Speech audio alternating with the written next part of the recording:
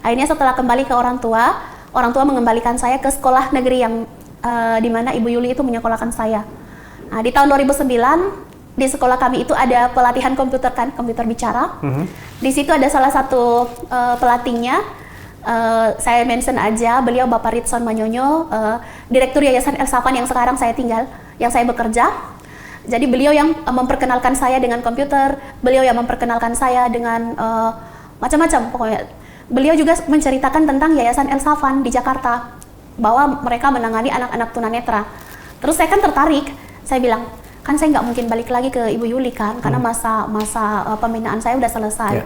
Akhirnya saya kemudian punya kerinduan untuk merantau di Jakarta, tapi orang tua keberatan ketika saya memutuskan untuk merantau ke Jakarta. Alasannya, saya tuh anak perempuan. Anak perempuan itu beda sama anak laki-laki. Anak laki-laki sekalipun cacat, tapi mereka punya pertahanan ketika terjadi sesuatu. Itulah yang jadi alasan orang tua. Kalau anak perempuan nanti gimana? Jadi saya berpikir apa yang saya terima dari Ibu Yuli itu kalau nggak saya kembangkan kayak nggak ada gunanya gitu loh. Kalau saya udah dibina tapi akhirnya saya balik lagi ke rumah dan nggak ngapa-ngapain. Pokoknya saya minta Pak Ritson datang Pak ke rumah saya biar bisa orang tua saya bisa lihat bahwa oh ada buktinya. Nah, di Yayasan El Safan inilah saya benar-benar merasa kayak mendapatkan tempat yang betul-betul oh ini kayaknya saya pasnya di sini gitu.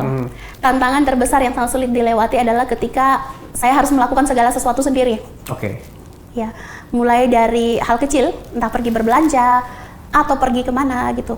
Semua apa-apa harus dilakukan sendiri. Tapi bukan berarti nggak diawasi, bukan. Tapi hanya saja setidaknya kita mengurangi ketergantungan terhadap orang lain.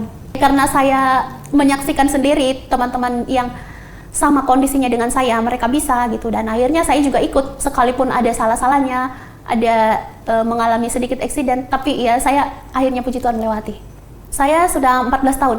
Setelah 5 tahun mengikuti pembinaan di Yayasan El Safan, akhirnya dapat kesempatan untuk ikut lomba nyanyi di Eropa.